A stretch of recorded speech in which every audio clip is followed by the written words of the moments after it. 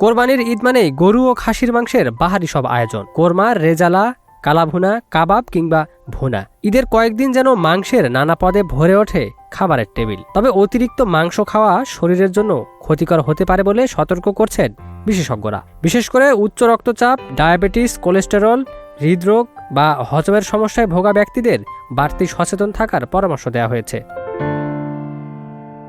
বিশেষজ্ঞদের মতে মাংস পুরোপুরি বাদ দেওয়ার প্রয়োজন নেই, বরং পরিমিত খাওয়া ও স্বাস্থ্যকর খাদ্যাভ্যাস বজায় রাখলেই ঈদের আনন্দ উপভোগের পাশাপাশি সুস্থ থাকাও সম্ভব। কোরবানির মাংস খাওয়ার ক্ষেত্রে কিছু বিষয় খেয়াল রাখা জরুরি। চলুন জেনে নিই সেসব বিষয়। একেবারে অতিরিক্ত মাংস না খেয়ে শরীরের প্রয়োজন অনুযায়ী পরিমাণ ঠিক করা উচিত। পুষ্টিবিদদের মতে যাদের কোলেস্টেরল বেশি তারাও পরিমিত পরিমাণে মাংস খেতে পারেন।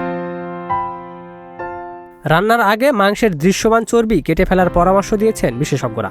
অতিরিক্ত স্যাচুরেটেড ফ্যাট হৃদরোগ ও কোলেস্টেরলের ঝুঁকি বাড়ায়। গরুর মাংসের ক্ষেত্রে তুলনামূলক কম চর্বিযুক্ত অংশ বেছে নেওয়াই ভালো।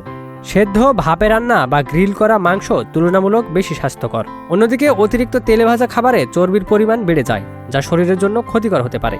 ঈদের রান্নায় তেল ও লবণের ব্যবহার সাধারণত বেশি হয়, তবে অতিরিক্ত লবণ উচ্চ রক্তচাপ বাড়াতে পারে এবং বেশি তেল হৃদরোগের ঝুঁকি বাড়ায়।